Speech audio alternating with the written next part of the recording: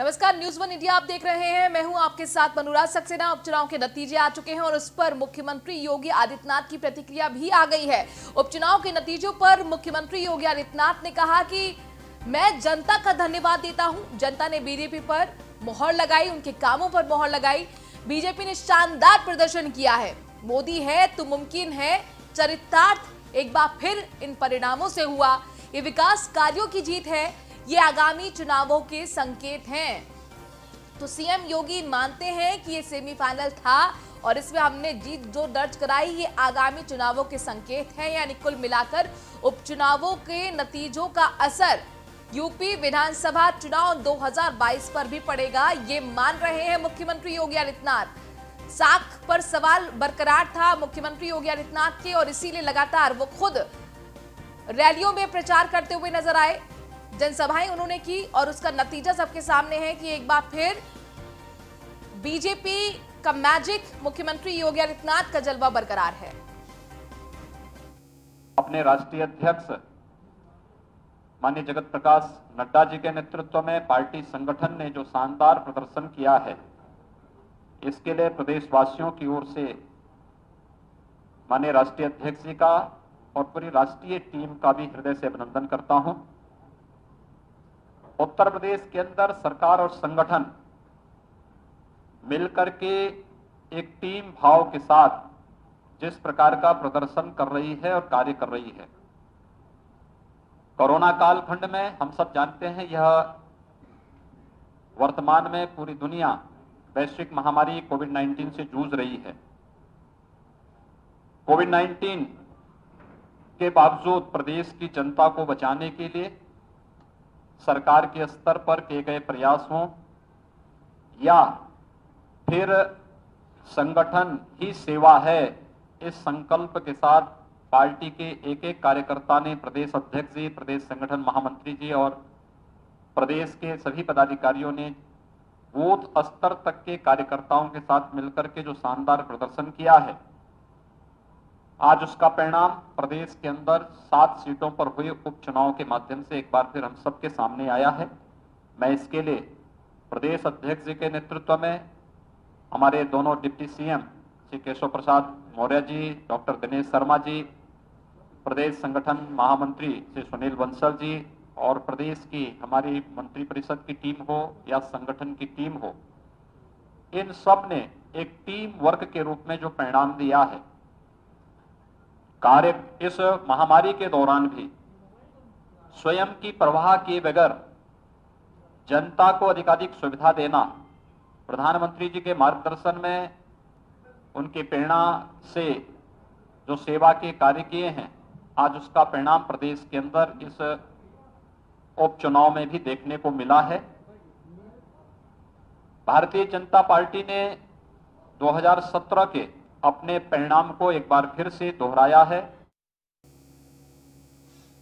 आजमगढ़ से इस वक्त बड़ी खबर आ रही है। चौकी इंचार्ज की दबंगई सामने आई है। चौकी इंचार्ज ने व्यापारी को 20 सड़क पर जमकर पीटा। अपनी दुकान पर बाइक सवार व्यापारी जा रहा था, जाम हटवाने के लिए चौकी इंचार्ज वहां पर खड़ा हुआ। शिव कुमार कुशवाहा भद्रका चौकी में चौकी इंचार्ज के पद पर तैनात है। शिव कुमार चौकी इंचार्ज व्यापारी को फर्जी मुकदमे में फंसाने की धमकी तक दे रहा था। आप देखिए यहाँ पर किस तरीके से चौकी इंचार्ज की दबंगई यहाँ पर सामने आई है। एक व्यापारी जो कि बाइक से जा रहा था, उसको 20 सड़क पर ही पीटने लगा चौकी इंचार्ज।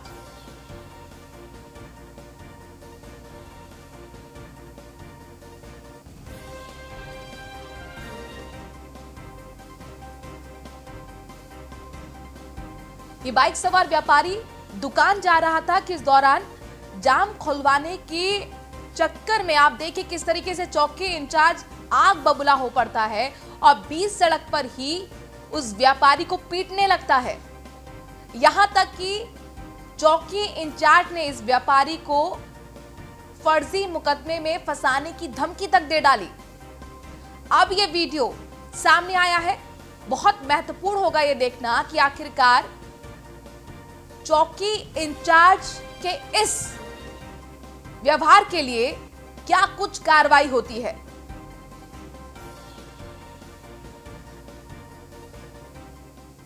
गौतम बुद्ध नगर से अगली खबर है जहां पर सीएमओ के खिलाफ जांच के आदेश दे दिए गए हैं। आरटीआई में फर्जी जानकारी देने का ये मामला, फर्जी जानकारी पर डॉक्टर के खिलाफ एफआईआर दर्ज हुई थी। पिता और उसके बेटे और बेटी का नाम भी एफआईआर में शामिल। डॉक्टर के साथ पिता और पुत्र को गिरफ्तार कर जेल भेज दिया गया है। जांच में ये पता चला कि आरटीआई में जो जानकारी दी गई थी वो फर्जी थी। सीएमओ ने मिलीभगत कर आरटीआई में ये जानकारी दी जो कि फर्जी निकली। स्वास्थ्य महानिदेशक ने सीएमओ के खिलाफ जांच के आदेश दे दिए हैं। मेरठ के अपर निदेशक को मामले की जांच सौंपी गई है। तो सीएमओ के खिलाफ बड़ी कार्रवाई हुई है, जांच के आदेश दे दिए गए हैं। मेरठ के अपर निदेशक को पूरे मामले की जांच की जिम्मेदारी दी गई है। आपको बता दें कि गौतम बुद्ध नगर में सीएमओ के खिलाफ जांच के आदेश दे दिए गए हैं। दरअसल ये पूरा मामला आरटीआई में फर्जी जानकारी देने से जुड़ा हुआ है। यहाँ पर आरोप सीएमओ पर है कि सीएमओ ने मिलीभगत कर आरटीआई में फर्जी जानकारी दी और इसी वजह से अब उनके खिलाफ एक्शन ये हुआ है कि जांच के आदेश दे दिए गए हैं। इस वक्त की बड़ी खबर, डॉक्टर के साथ पिता पुत्र को गिरफ्तार कर जेल भेज दिया गया था। जांच में पता चला कि आरटीआई में जो जानकारी दी गई वो फर्जी निकली।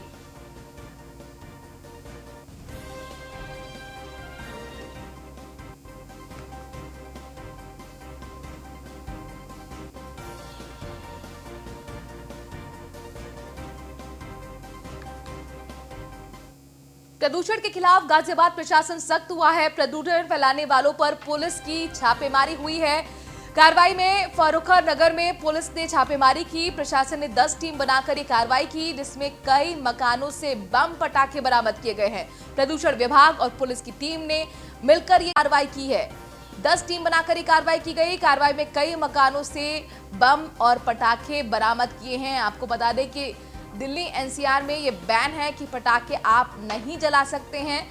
और इस बीच अब ये कार्रवाई की गई है गाजियाबाद में, जहां पर प्रदूषण विभाग और पुलिस की 10 टीमें बनाकर कई मकानों में छापेमारी की और बम पटाखे बरामद किए गए।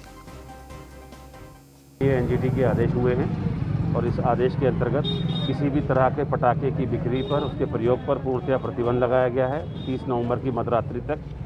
इसी क्रम में एडिशनल एसपी साहब और मैं अपनी पूरी टीम के साथ हम लोगों ने 10 सेक्टरों में बांट दिया फारूक नगर को और यहाँ पर 10 सेक्टर मैजिस्ट्रेट और 10 पुलिस ऑफिसर्स, उनके साथ नगर पालिका और इंजीनियर्स की टीम, वो सब घर घर की तलाशी ये लोग ले रहे हैं। काफ़ी भारी मात्रा में सामान यहाँ बरामद हो रहा है जिसको कि नियमता नष्ट कराया जाए। पटाखों के खरीदने और पटाखों का इस्तेमाल करने पर बैन है दिल्ली एनसीआर में 30 नवंबर तक। और जहां जहां ये बम और पटाखे मिले वहां से बरामद किए गए। कई मकानों में छापेमारी की गई है। 10 टीमें बकायदा पुलिस की तरफ से बनाई गई थी। प्रदूषण विभाग के साथ मिलकर ये बड़ी कार्रवाई हुई है। अभिषेक हमारे संवाददाता गाजियाबाद से इस खबर पर जुड़ गए हैं। अभिषेक, कुल मिलाकर कितने मकानों में ये छापेमारी हुई और क्या कुछ बरामद हुआ है? लगभग 20 से 30 मकानों में छापेमारी की गई है। आज पुलिस व एसडीएम खुद मौजूद थे वहां पर।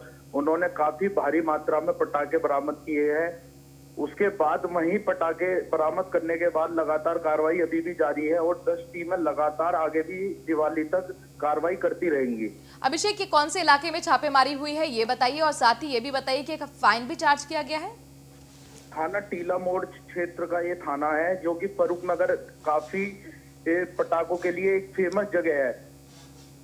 यहाँ से हर साल पटाखे काफी भारी मात्रा में आवागमन होते हैं हर जगह के लिए। जी, शुक्रिया अभिषेक तमाम जानकारी हम तक पहुंचाने के लिए। प्रदूषण के खिलाफ गाजियाबाद प्रशासन सख्त दिखाई दे रहा है। प्रदूषण फैलाने वालों पर पुलिस ने छापेमारी की। करीब 20 से 30 मकानों में छापेमारी की गई है जहां से पटाखे बरामद किए गए हैं। आपको बता दें कि बैन है पटाखों पर दिल्ली एनसीआर में 30 नवंबर तक और इसी को देखते हुए ये कार्रवाई की गई है।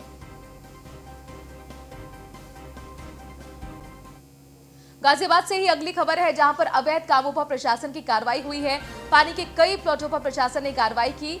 लोनी के इंद्रापुरी में प्रशासन ने कई पानी प्लांटों को सील भी किया है। इंद्रपुरी इलाके में चल रहे पानी के अवैध प्लांट को सील किया गया है। सूचना के बाद प्रशासन ने ये बड़ी कार्रवाई की है। आपको बता दें कि इंद्रपुरी में ज़्यादातर जो प्लांट हैं वो फर्जी तरीके से लगाए गए हैं और यहाँ पे कार्रवाई उन्हीं पानी के अवैध प्लांट पर की गई है। अवैध कामों पर पुलिस प्रशासन की बड़ी कार्रवाई। लोनी के इंद्रपुरी का यह मामला, जहां पर प्रशासन ने पानी प्लांट को सील कर दिया।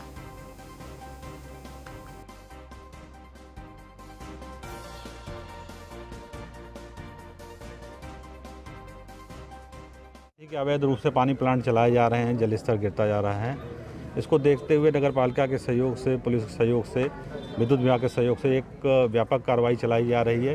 जो इस तरीके के अवैध प्लांट, जैसा कि आपने देखा कि 2-2 हज़ार लीटर पानी का दोहन किया जा रहा है, तो इस तरीके के अवैध प्लांटों को जो है सील करने और इनके खिलाफ जो है नियमानुसार कार्रवाई, ये कार्रवाई निरंतर जारी रहेगी। उससे शिकायत गाजियाबाद से ही अगली खबर है, जहां पर स्वास्थ्य भारत अभियान का जो पलीता किस तरह से लग रहा है वो तस्वीरें आपको हम दिखाएंगे। मोदी नगर की गोविंदपुरी में पार्क के सामने कूड़े का ढेर लगा हुआ है। रामलीला मैदान पार्क के सामने भी कूड़े का अंबार लगा है। कूड़े के ढेर के चलते पार्क में लोग नहीं जा पा रहे। लोगों को काफी दिक्कतों का सामना करना पड़ रहा है।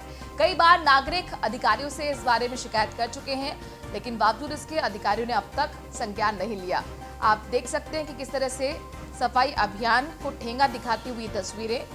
और जब भी सफाई अभियान को रफ्तार देने की बात होती है, तमाम विधायक, तमाम नेता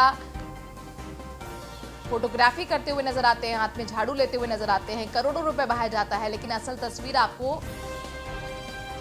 गाजियाबाद की जो सच्चाई बयां कर रही है कि आखिरकार जमीन पर सफाई अभियान के क्या मायने हैं, क्या असर है। कूड़े का ढेर लगा हुआ है पार्क के सामने और नतीजा ये है कि इस वजह से इतने खूबसूरत पार्क के अंदर कोई भी नहीं जा पाता। हालांकि अधिकारियों से कई इस बारे में शिकायत की गई, लेकिन बावजूद इसके अधिकारियों ने इन शिकायतों को अनसुना करा। रामलीला मैदान पार्क है जहां पर कूड़े का ढेर लगा हुआ है। मोदी नगर में गोविंदपुरी में भी पार्क के सामने कूड़े का ढेर लगा हुआ है। ये गाजियाबाद की तस्वीर आपको हम दिखा रहे हैं, जो एनसीआर का इलाका माना जाता है। तो आप समझ सकते हैं दूर दराज के इलाकों का हाल क्या होगा।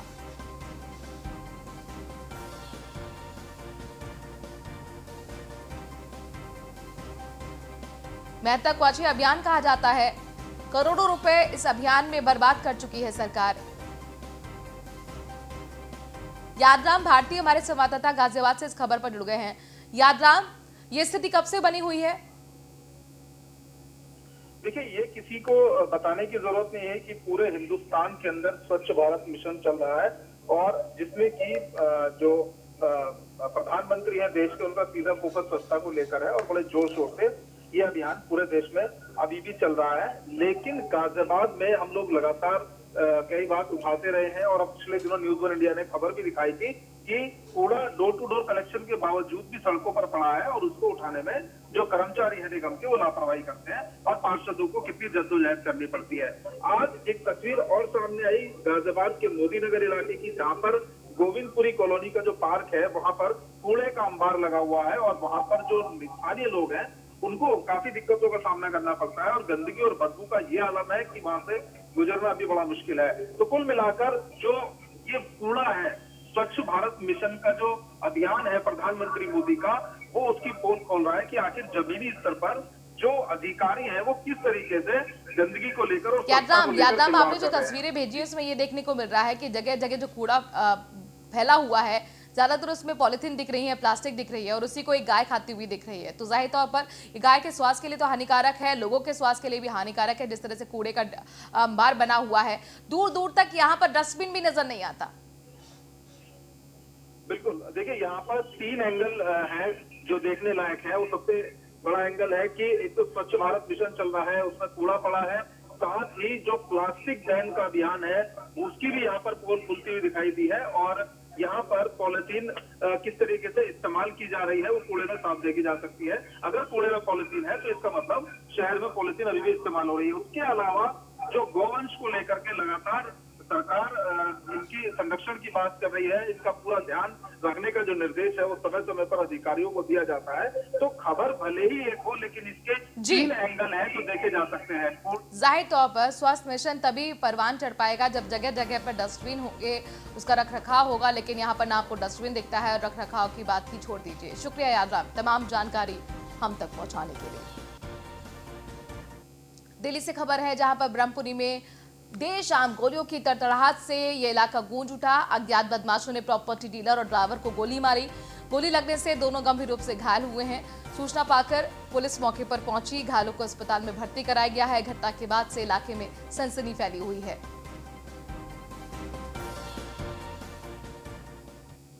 गोंडा से इस वक्त बड़ी खबर आ रही है। भीषण सड़क हादसा हुआ है गोंडा में, जहां पर कार और ट्रक में जोरदार टक्कर हुई है। सड़क हादसे में एक की मौत हुई है, एक व्यक्ति घायल हुआ है जिसे अस्पताल में भर्ती कराया गया है। नवाबगंज वजीरगंज के पास ये हादसा हुआ है। गोंडा से सड़क हादसे की खबर, जहां पर एक की मौत हुई है, एक घायल व्यक्ति को अस्पताल में भर्ती कराया गया है। गोवा बीच पर न्यूड दौड़ने और उसकी फोटो सोशल मीडिया पर शेयर करने वाले अभिनेता और मॉडल मिलिंद सोमन पर केस दर्ज होने के मामले में अभिनेत्री पूजा बेदी उनके बचाव में उतर आई हैं। पूजा बेदी ने मिलिंद का बचाव करते हुए ट्वीट कर हिंदू धर्म में अघोर पंथ का पालन करने वाले नागा साधुओं पर भी टिप्पणी करने से पीछे नहीं रही और एक प्राचीन धार्मिक परंपरा की तुलना मिलिंद सोमन के न्यूड ड्रेस से कर डाली। पूजा बेदी के इस ट्वीट पर साधु संतों की सबसे बड़ी संस्था अखिल भारतीय अखाड़ा परिषद ने ऐतराज जताया है। अखाड़ा परिषद के अध्यक्ष महंत नरेंद्र गिरी ने किसी फिल्मी कलाकार के नग्नता और अश्लीलता की तुलना अनादिकाल से चली आ रही नागा परंपरा से किए जाने को गलत बताया। महेंद्र गिरी ने अभिनेत्री पूजा बेदी को नसीहत देते हुए कहा कि पहले उन्हें नागा सन्यासी के बारे में जानकारी लेनी चाहिए।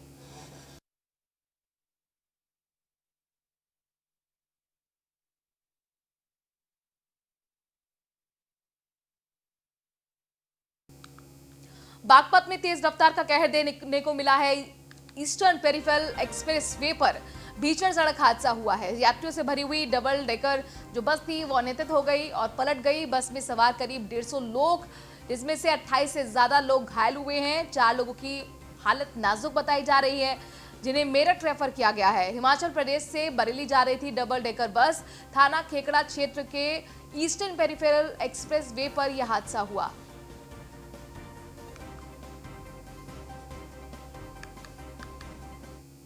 गाजियाबाद से अगली खबर है, जहां पर अवैध असलाहा बनाने वाली फैक्ट्री का भांडाफोड़ हुआ है। पुलिस ने एक महिला समेत 4 लोगों को गिरफ्तार किया है। हथियार बनाते समय रंगे हाथों ये सभी आरोपी पकड़े गए।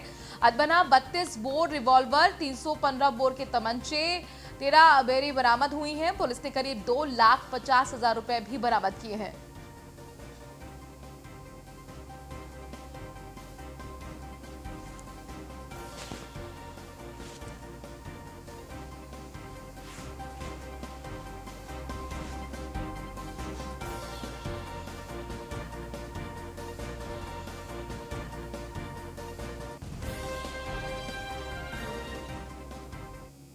मेरठ से अगली खबर, जहां पर डीएम ने औद्योगिक क्षेत्रों के प्रतिनिधियों के साथ बैठक की है। डीएम ने घर घर सर्वे अभियान चलाने के निर्देश दिए।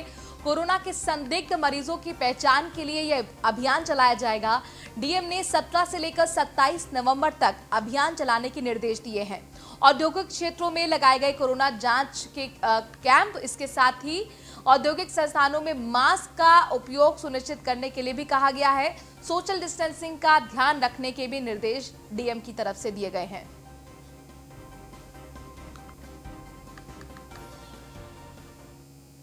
अगली खबर एटा से है, जहां पर बीजेपी के पूर्व सांसद महादीपक सिंह शाक्य का निधन हो गया है। ब्रेन हैमरेज होने की वजह से 99 साल की उम्र में उनका निधन हुआ। महादीपक सिंह शाक्य आपको बताते हैं कि 1971 से लेकर 1999 तक लगातार सांसद रहे हैं। लगातार 6 बार बीजेपी से सांसद रहे हैं। डॉक्टर महादीपक सिंह शाक्य पूर्व सांसद की मृत्यु से पूरे जिले में शोक की लहर है।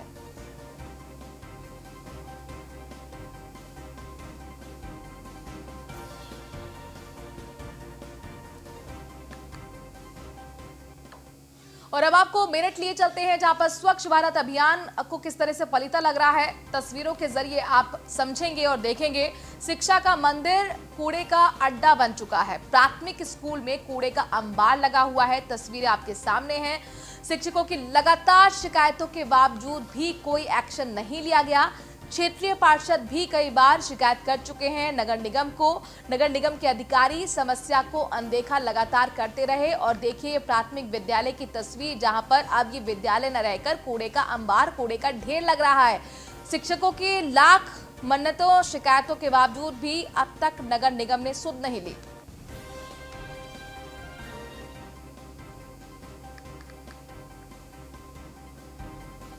बात लखनऊ की करते हैं। आतिशबाजी की बिक्री और प्रयोग को लेकर यूपी गृह विभाग का निर्देश आया है। आतिशबाजी और बिक्री को लेकर न्यायालय के निर्देशों का पालन करना पड़ेगा। दीपावली मनाने के लिए डिजिटल लेजर को बढ़ावा दिया जाए। जो एसीएस गृह हैं, उन्होंने प्रदेश के सभी मंडलायुक्त, पुलिस आयुक्त, एडीजी, आईजी और कप्तानों को निर्देश दिया है। खराब एयर क्वालिटी इंडेक्स वाले जिलों में आतिशबाजी न करने के निर्देश दिए गए हैं। खराब एयर क्वालिटी इंडेक्स वाले जिलों में डिजिटल लेजर का प्रयोग करने के निर्देश दिए गए हैं।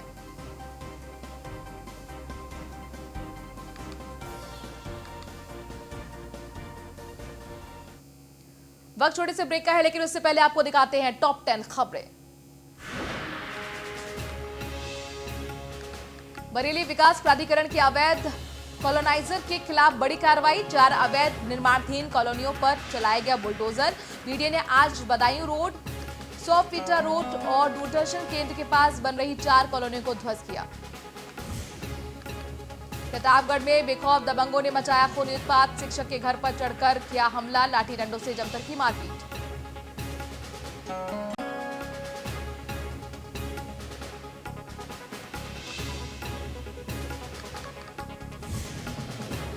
उन्नाव में पुलिस और बदमाशों के बीच मुठभेड़, कई राउंड फायरिंग। मुठभेड़ में एक बदमाश के पैर में लगी गोली, गोकशी कर भाग रहे थे शातिर बदमाश।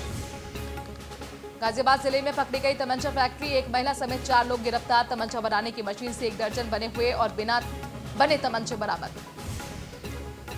पिजौर में देर रात अज्ञात चोरों ने ज्वेलरी शॉप पर किया हाथ साफ, लाखों रुपए की चोरी की घटना को दिया अंजाम। घटना सीसीटीवी में कैद। मेरठ में 2 पक्षों में जमकर मारपीट, कूड़ा डालने का विरोध करने पर महिला से छेड़छाड़ और मारपीट का आरोप। सीसीटीवी में कैद हुई घटना। प्रयागराज में स्ट्रीट शीटर अशोक यादव के अवैध निर्माण पर चला बुलडोजर। अशोक यादव पर 2 दर्जन से ज्यादा आपराधिक मुकदमे हैं दर्ज। हापुड़ में सीओ एसएन वैभव पांडे की बड़ी कार्रवाई, घर में रखे अवैध पटाखों की बड़ी खेप को बरामद किया गया। आगरा में बाइक सवार बदमाशों ने सराफा व्यापारी को लूटने की कोशिश। इस दौरान व्यापारी और बदमाशों में हुई हाथापाई। लूट में असफल होने पर बदमाश करते गए फायरिंग। उत्तराखंड में 3 महीने पहले बनी सर्वजन स्वराज पार्टी ने भी उत्तराखंड के विधानसभा चुनाव में ठोकी ताल। पूरी 70 सीटों पर उतारेगी प्रत्याशी।